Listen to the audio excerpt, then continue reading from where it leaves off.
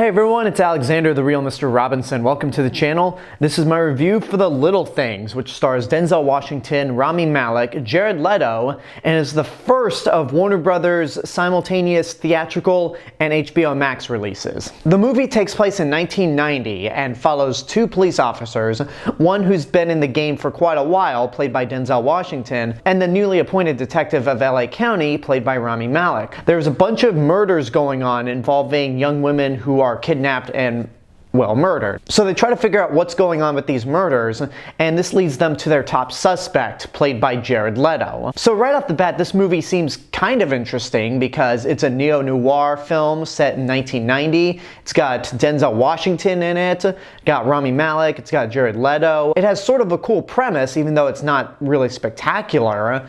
So I was interested to see what this movie was about. And then I looked up the writer and director of this movie, John Lee Hancock. And John Lee Hancock has definitely had a mixed career as a director. He directed Saving Mr. Banks, which I actually like quite a bit, except for the way it ends. But before that, he directed The Blind Side, which I actually hate. I really do not like The Blind Side. And then before that, he directed The Alamo, which I barely remember. I saw that movie in the theaters when it came out, and I remember not liking it, but I've never watched it again since its theatrical run. And unfortunately with The Little Things, it's just very bland and very mediocre. The biggest problem with this movie, for me honestly, is the script. The script just doesn't really make a whole lot of sense.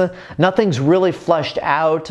It's full of cliches. Characters make really stupid decisions. And by the time you get to the end of the movie, you're like, wow, I don't feel like anything was actually resolved, and that's very underwhelming. That's not to say it's completely devoid of anything good. It has a really great neo-noir look to it. I like the decision to set it within 1990 Los Angeles. Denzel Washington is good in the movie, but at the same time, his character acts really crazy, and you're not really sure why he's acting the way he is. They kind of give you a clue of what happened to him in the past that leads him to act the way he does, but then there are other times where the movie just kind of forgets that he's kind of crazy and plays out as if he's a hard, strong veteran in this field. Rami Malek's performance is, I don't know, it's not that great, honestly, because the whole time Rami Malek kind of mutters his words, and there are a few points where he doesn't even look like he's opening his mouth when he delivers his lines. It's a performance like this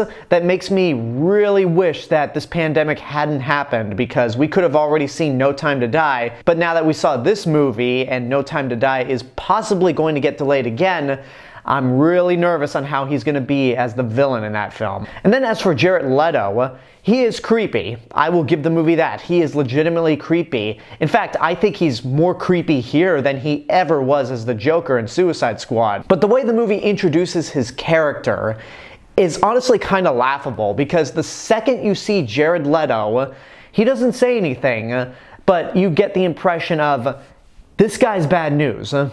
He is a psychopath, he is a killer, and there is no question about it. And like I said before, some of the characters in this movie make really dumb decisions, and some of them involve trusting Jared Leto's character, and I'm like, look at this guy. No one in their right mind would ever trust him with anything. And I'm sorry, he might be creepy in parts, but that is not worthy of a Golden Globe nomination. I didn't even think this movie qualified for the Golden Globes this year since it just came out last week, but I guess it does. The Golden Globes and very weird and confusing nominations don't even surprise me at all. They're perfect bedfellows. I don't really know what else to say about this movie. It's a generic neo-noir type film. It's got a really good look to it, and some of the actors are good, but it's just dull. Don't waste your money on this. The script is a complete mess. It's downright confusing.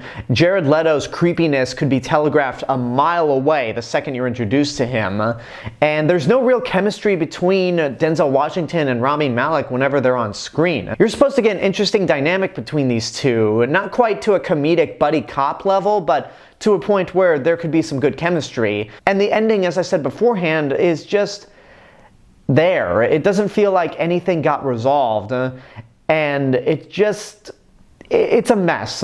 It's not quite a mess like The Snowman is. I mean, it's not incompetently made. It's just not all that great or even good. So, yeah, this is a movie that really doesn't warrant a theatrical release, so if you really are curious on seeing it, this is the perfect kind of movie to watch at home. And I think it's one of those movies that fits perfectly within Warner Brothers' simultaneous release for theaters and HBO Max. And there you go, that's my review for The Little Things. I hope you enjoyed it, and now I want to know what you guys think about the movie. If you've seen it, whatever your thoughts may be, let me know in the comments below. And until next time, this is the real Mr. Robinson telling you there is only one. Hey everyone, I just wanted to say thank you all for watching my review for The Little Things. Make sure you like the video, subscribe to the channel, and share me with your friends.